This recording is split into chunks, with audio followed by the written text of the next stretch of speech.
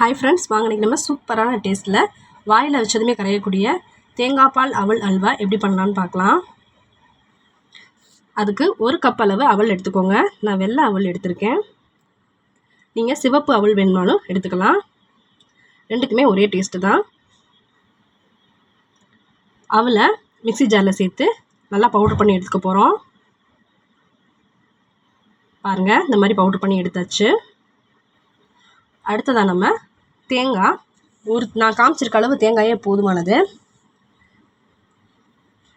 அதை நல்லா பால் எடுத்து வச்சுக்கிட்டேன். கெட்டியான பாலை எடுத்துக்கோங்க.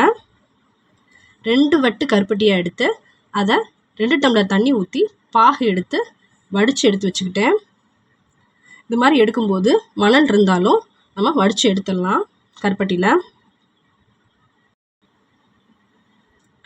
அடுத்ததாக 50 கிராம் அளவு நெய் எடுத்திருக்கேன். கிஸ்மிஸ் முந்திரி உங்களுக்கு தேவையான அளவு எடுத்துக்கோங்க. அடுப்பில் கடாயை வச்சு நம்ம எடுத்து வச்சுருக்க தேங்காய் பால் சேர்த்துக்கலாம்.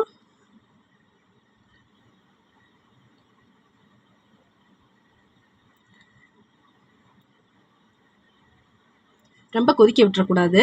இப்போ நம்ம இதில் கொஞ்சமாக உப்பு சேர்த்துக்கலாம்.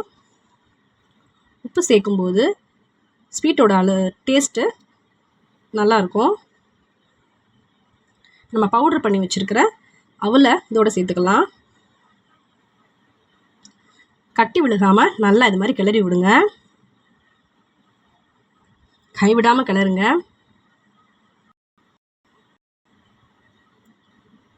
பாருங்க, நல்லா நம்ம வடித்து வச்சுருக்கிற கருப்பட்டி பாலை இதோடு சேர்த்துக்கலாம்.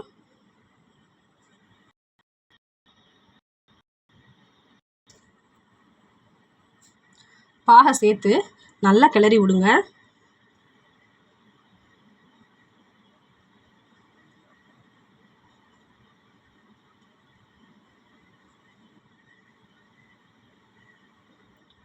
இதுக்கு மேலே உங்களுக்கு ஸ்வீட் வேணும்னா இன்னும் ஒரு அரை வட்டு கருப்பட்டி எக்ஸ்ட்ரா சேர்த்துக்கோங்க. பாருங்கள், இந்த மாதிரி நல்லா கிளறி எடுத்துக்கலாம். இப்போ நல்லா பைண்ட் ஆயிடுச்சு ஃபுல்லாக. இப்போ நம்ம இதில் 1/4 டீஸ்பூன் அளவு ஏலக்காய் தூள் சேர்த்துக்கலாம்.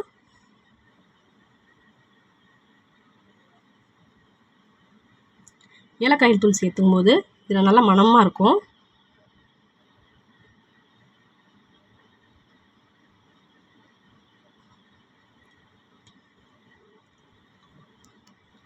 பாருங்கள், நல்லா திரண்டு வந்துருச்சு.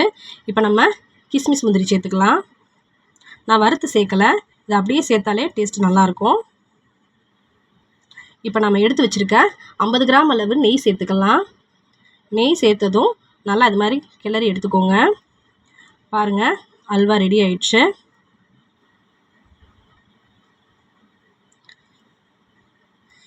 இதோட பதம் தொட்டு பார்த்தா கையில் ஒட்டாது, அதுதான் பதம். அல்வா ரெடி ஆயிடுச்சு. இப்போ நம்ம இதை ஒரு பாத்திரத்தில் மாற்றி எடுத்துக்கலாம். ஒரு 2 மணி நேரம் இதை ஆற விட்டு எடுத்து கட் பண்ணி சாப்பிட்டிங்கன்னா சூப்பரான பால் அவல் அல்வா ரெடி ஆயிடுச்சு. நீங்களும் செஞ்சு பார்த்துட்டு இது எப்படி இருந்ததுன்னு எங்களுக்கு கமெண்ட் பண்ணுங்கள்.